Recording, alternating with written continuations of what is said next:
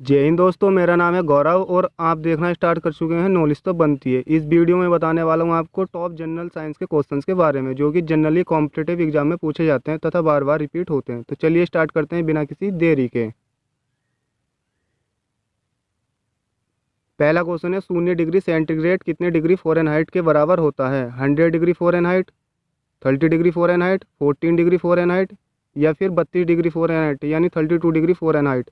देखिए, अगर मैं सिंपली बात करूं तो 0 degree Celsius is equal to 32 degree Fahrenheit is equal to 273 kelvin. ये होता है हमारा नॉर्मल सा। 0 degree Celsius equal to 32 degree Fahrenheit is equal to 273 kelvin. तो क्वेश्चन में मालूम क्या है कि 0 डिग्री सेंटीग्रेड कितने डिग्री फ़ारेनहाइट के बराबर हो जाएगा। तो इसका सही आंसर कौन सा हो जाएगा? Option D, 32 degree Fahrenheit.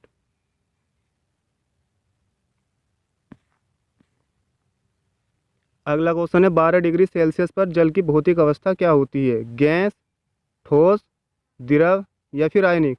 तो देखिए, 12 डिग्री सेल्सियस पर जल की जो भौतिक अवस्था होती है वो होती है द्रव। तो ऑप्शन कौन सा सही हो जाएगा? ऑप्शन सी, द्रव। अगला क्वेश्चन है, पानी का हिमांक बिंदु है 40 degree Fahrenheit, 42 degree Fahrenheit, 32 degree Fahrenheit या फिर 34 डिग्री फ़ारेनहाइट। तो इसका सही ऑप्शन हो जाएगा ऑप्शन डी, 32 डिग्री फ़ारेनहाइट। क्योंकि मैंने अभी बताया है कि 0 डिग्री सेल्सियस बराबर 32 डिग्री फ़ारेनहाइट बराबर 273 केल्विन। तो इसका सही ऑप्शन कौन सा हो जाएगा? Option D, 32 degree Fahrenheit.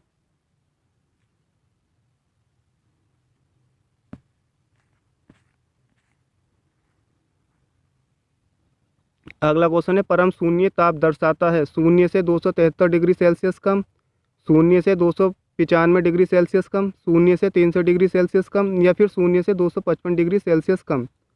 तो इसका सही ऑप्शन हो जाएगा ऑप्शन ए, 0 से 273 डिग्री सेल्सियस कम परम शून्य ताप को दर्शाता है। अगला क्वेश्चन है, लगभग किस तापमान पर पानी का घनत्व अधिकतम होता है? 0 degree Celsius, 4 degree Celsius, 39 degree Celsius या फिर 100 डिग्री सेल्सियस। तो देखिए, इसका सही ऑप्शन हो जाएगा option B, 4 degree Celsius. 4 degree Celsius पर पानी का घनत्व सबसे अधिकतम होता है।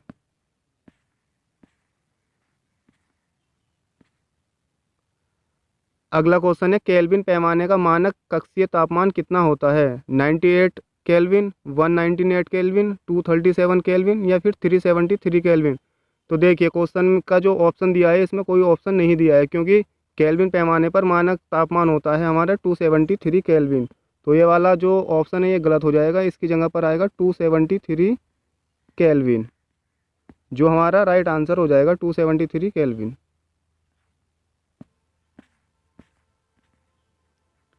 अगला क्वेश्चन है, सेंटीग्रेड जो तापमान के माप का यूनिट है निम्नलिखित में से किस पर नामित है यानी किसके नाम से रखा गया है?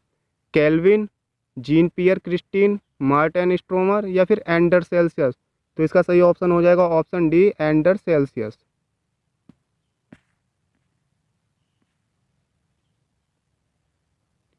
अगला क्वेश्चन है, सेल्सियस एवं फ़ारेनहाइट स्केलों पर किस तापमान पर एक समान पठन दर्शाएगा? 100 degree Celsius, 0 degree Celsius, -40 degree Celsius या फिर 40 डिग्री सेल्सियस।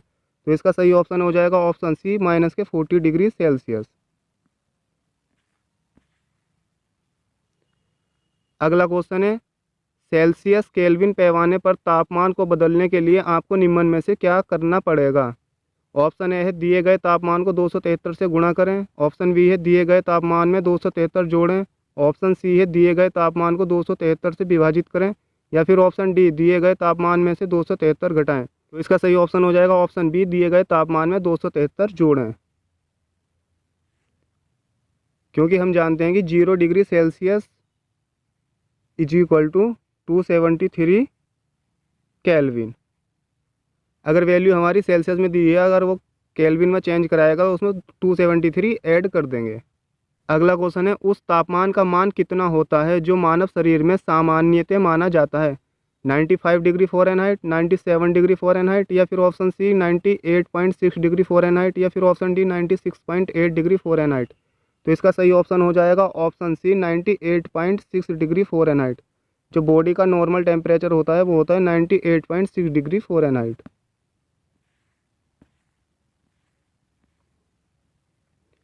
अगला क्वेश्चन है, निम्न में से कौन सा तापमान का मात्रक नहीं है? फ़ारेनहाइट, पास्कल, सेल्सियस या फिर केल्विन? तो इसका सही ऑप्शन हो जाएगा ऑप्शन बी, पास्कल। क्योंकि फ़ारेनहाइट, सेल्सियस और केल्विन ये तो तापमान के मात्रक हैं, लेकिन पास्कल जो है ये दाब का मात्रक होता है।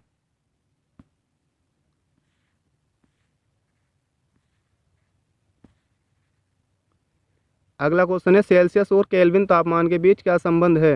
37 degree Celsius is equal to 273 kelvin, 0 degree Celsius is equal to 273 kelvin, 98.6 degree Celsius is equal to 273 kelvin या फिर 0 kelvin is equal to 273 degree Celsius? तो इसका सही ऑप्शन हो जाएगा option B, 0 degree Celsius is equal to 273 kelvin, जैसा कि मैंने पीछे भी बता दिया है।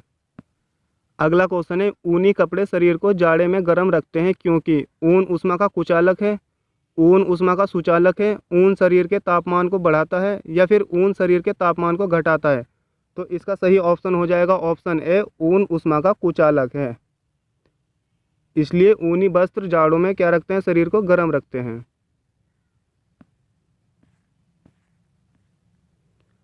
अगला क्वेश्चन है, निम्नलिखित में से कौन सा विकल्प ऊष्मा का कुचालक है? लकड़ी, पानी, माइका या फिर हीरा? तो इसका सही ऑप्शन हो जाएगा ऑप्शन ए, लकड़ी। लकड़ी ऊष्मा का क्या है? कुचालक है। अगला क्वेश्चन है, निम्नलिखित में से कौन सा विद्युत का सुचालक नहीं है, यानी किसके अंदर इलेक्ट्रिसिटी फ्लो नहीं हो सकती?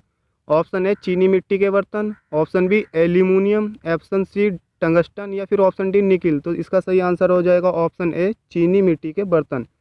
चीनी मिट्टी के अंदर करंट फ्लो नहीं हो सकती, जबकि एल्यूमिनियम, टंगस्टन और निकिल के अंदर करंट फ्लो हो सकती है।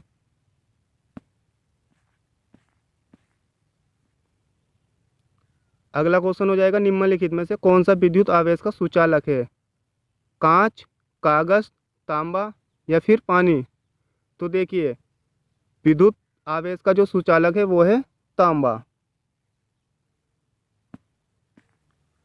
अगला क्वेश्चन है, निम्नलिखित में समानता का पता लगाएं। चांदी, तांबा, सोना, एल्यूमिनियम, इनमें ये बताना है कि इनके अंदर जो ये हमारी धातुएं दी हुई हैं इनके अंदर क्या समानता हैं। ऑप्शन ए, ये सभी अच्छे विद्युत रोधी हैं, यह सभी कीमती धातुएं हैं, या फिर ऑप्शन सी, ये सभी अच्छे सुचालक हैं, या फिर ऑप्शन डी, कोई समानता नहीं है। तो इसका सही ऑप्शन हो जाएगा ऑप्शन सी, ये सभी अच्छे सुचालक हैं, यानी इन सभी के अंदर हमारी करंट फ्लो हो सकती है। अगला क्वेश्चन है, सौर कुकर के अंदर का रंग क्या होता है? सफ़ेद, नीला, काला या भूरा? तो देखिए, इसका सही ऑप्शन हो जाएगा ऑप्शन सी, काला। सौर कुकर के अंदर जो काला कलर होता है, क्योंकि काला कलर ऊष्मा का अच्छा अब्जॉर्बर यानी अवशोषक होता है। अगला क्वेश्चन है, वह तापमान क्या कहलाता है जब एक ठोस वस्तु वायुमंडलीय दबाव पर पिघलकर द्रव बन जाती है? गलनांक, गुप्त ऊष्मा, क्वथनांक बिंदु या फिर संलयन की अव्यक्त उष्णता? तो इसका सही ऑप्शन हो जाएगा ऑप्शन ए, गलनांक। अगला क्वेश्चन है, पानी का क्वथनांक बिंदु केल्विन पैमाने पर क्या होगा? 100 degree kelvin, 273 degree kelvin, 373 degree kelvin या फिर 300 डिग्री केल्विन? तो देखिए, इसका सही ऑप्शन हो जाएगा ऑप्शन सी, 373 डिग्री केल्विन, क्योंकि हम जानते हैं कि 0 degree Celsius is equal to 273 kelvin. तो डिग्री में क्वथनांक बिंदु कितना होता है पानी का? 100 डिग्री। तो 100 273 में ऐड करेंगे तो कितना आ जाएगा? 373 केल्विन।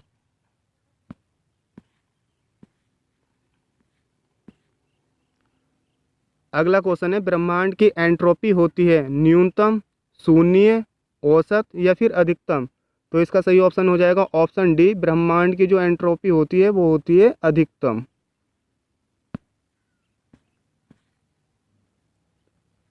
अगला क्वेश्चन है, ऊष्मागतिकी के किस नियम के द्वारा ऊर्जा संरक्षण के नियम को जानते हैं? शून्यवा नियम, प्रथम नियम, द्वितीय नियम या फिर तृतीय नियम? तो इसका सही ऑप्शन हो जाएगा ऑप्शन बी, प्रथम नियम। ऊष्मागतिकी के ऊर्जा संरक्षण के नियम को हम प्रथम नियम के नाम से जानते हैं। होता क्या है ऊर्जा संरक्षण का नियम? ऊर्जा संरक्षण का नियम ये होता है कि ऊर्जा को ना तो प्रोड्यूस किया जा सकता है और ना ही डिस्ट्रॉय किया जा सकता है। ऊर्जा को केवल एक रूप से दूसरे रूप में चेंज किया जा सकता है। अगला क्वेश्चन है, संघनन क्या है? ऊष्मा ऊर्जा को ठंडी ऊर्जा में परिवर्तन करना, वाष्प का द्रव में परिवर्तन, ठोस का परिवर्तन या फिर गैस का परिवर्तन। तो इसका सही ऑप्शन हो जाएगा ऑप्शन बी, वाष्प का द्रव में परिवर्तन। तो दोस्तों, आपको ये वीडियो कैसी लगी कमेंट में ज़रूर बताएं तथा इसी प्रकार की और वीडियो को देखने के लिए चैनल को सब्सक्राइब करें, वीडियो को लाइक करें तथा शेयर करें। बहुत बहुत धन्यवाद। जय हिंद।